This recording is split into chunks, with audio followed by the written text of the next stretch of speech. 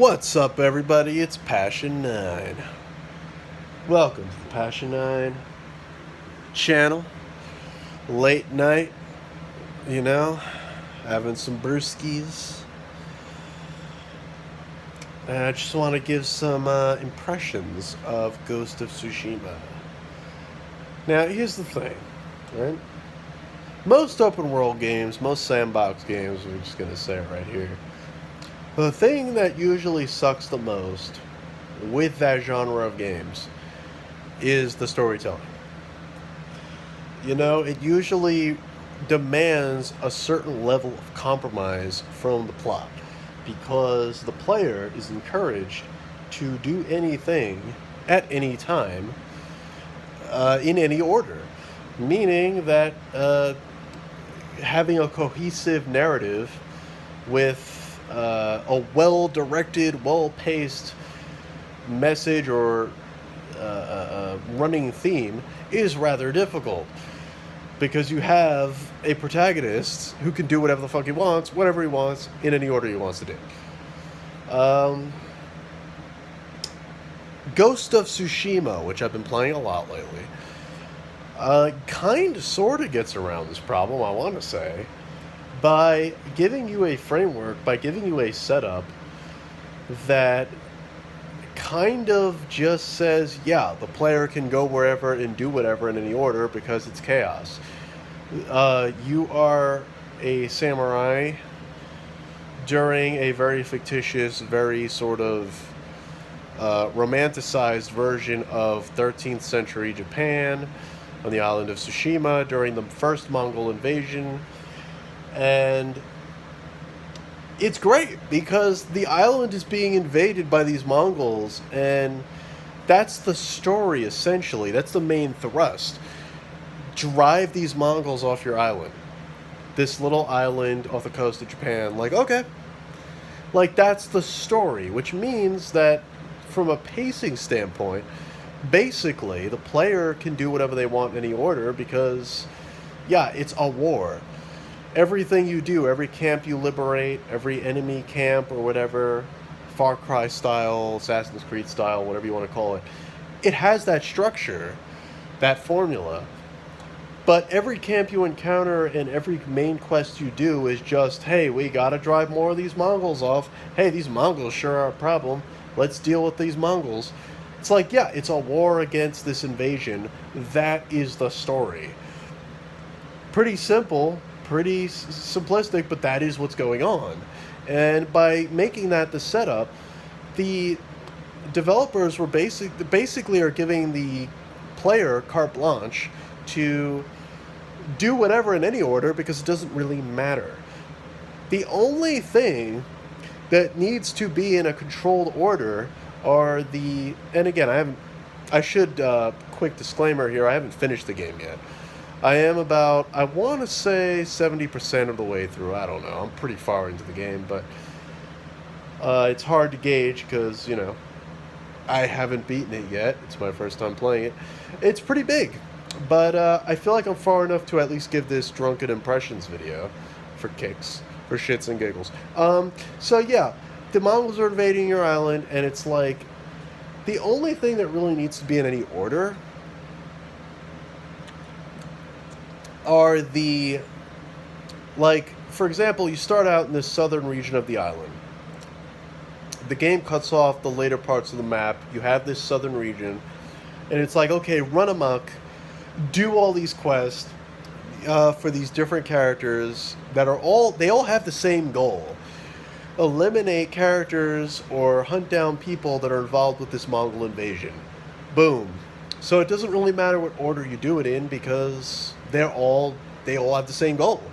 Jin, your main character, has the same goal as well. Everybody's on the same page, which means that the constant combat, the camps that you're liberating, all this shit that's going on, that other open world games struggle to justify because it's why the fuck are you doing all this shit? Would this character get bored? No, here's the thing. You're at war, you're liberating this island, you're driving off these invaders. That's the whole plot. So, I feel like no matter what order I choose as the player to do these quests, and I never feel like the developers are encouraging me to do them in any specific order, it never breaks the immersion. At no point do I feel like, oh, I should have done this first because that would have made more sense, or why is my character still agreeing to all this? Because it doesn't coincide with their motivation. Why would they do this? Why would they do this before going on with their own thing? You think about all the Grand Theft Auto games, all the Far Cry games, a lot of them involve main characters with their own agendas that are separate from the agendas of the characters you meet along the way, particularly the quest givers who give you the objectives to go off and do whatever, mostly combat because it's a game. And Ghost of Tsushima, it's like, no, everybody is just driving off these Mongols, that is the game. So it's funny because it's like, even though that's what every quest giver is going to do, they're going to be like, we're hunting down this character who has sided with the Mongols, or we got to save my friend because he's being oppressed by the Mongol invaders. It's like, okay, but it's always about this one thing. There's never a break in the immersion. There's never any ludo-narrative dissonance because you're always on the same page with the characters you are helping. Therefore, there's never a sense that the freedom of the player that's allotted to you is going to disrupt that narrative flow. It's fucking brilliant. And honestly, I say it's brilliant, but it's kind of like, why is this the first sandbox game I'm playing that has done this? Why is this the first open world game where this is the plot? Drive off these invaders in this area of this place. Like, when you think about it, it's such a simple premise. You don't need it to be Tsushima. You don't need it to be 13th century Japan. It could be anywhere, anytime, in any setting. Just drive off this force, this faction, and that's your plot. That's, like, brilliant for this genre of gaming, because it's like, it eliminates the narrative issues that so many of these games have, where it's like, why is my character agreeing to do all this? Why does he keep going to all these quest givers when he has his own one quest to find this one dude or whatever, but he keeps doing all this other stuff? And the justifications are always insane. They're, like, ridiculous. You look at, like, I think one of the best examples would be something like GTA 4, or, I mean, most of the Grand Theft Auto games, but especially, like, Grand Theft Auto 4 or Red Dead Redemption, where it's like, why is this character doing all this? Why are they not just going straight for their own goal? Here's the thing. Make the quest givers, just have them have the same goal. And then your plot, your open world, go anywhere, do anything, in any order, suddenly makes sense, because it's like, well, we're all on the same page here. It's not going to disrupt the pacing of the story.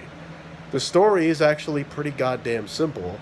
You're just pushing back an oppressing force, and that is it. Like, and as a result, Ghost of Tsushima, to me, has a brilliant plot for this genre of gaming, because it's just, everything you do feels important. Every camp, every quest feels like it matters, because it's all about pushing away these invaders. That's it. That's all. That's the plot of the game. Like, you don't need it to be anything more. If it were a linear, straightforward game, maybe that would be a little weak, but it's like, that's all you need for an open world sandbox. It's all you need. I have plenty of criticisms about the game. I have plenty of things I can nitpick, or take down a peg or whatever. But this is one area, outside of the incredible presentation and gameplay or whatever, that I think is just like, this is what makes this a better sandbox than Assassin's Creed or Grand Theft Auto or Far Cry or any of those other fucking things. Because it's like, yeah, here's a plot that is in perfect harmony with what I'm doing, and it feels good. suddenly the motivation of the player is in perfect harmony with what the game is asking you. Food for thought.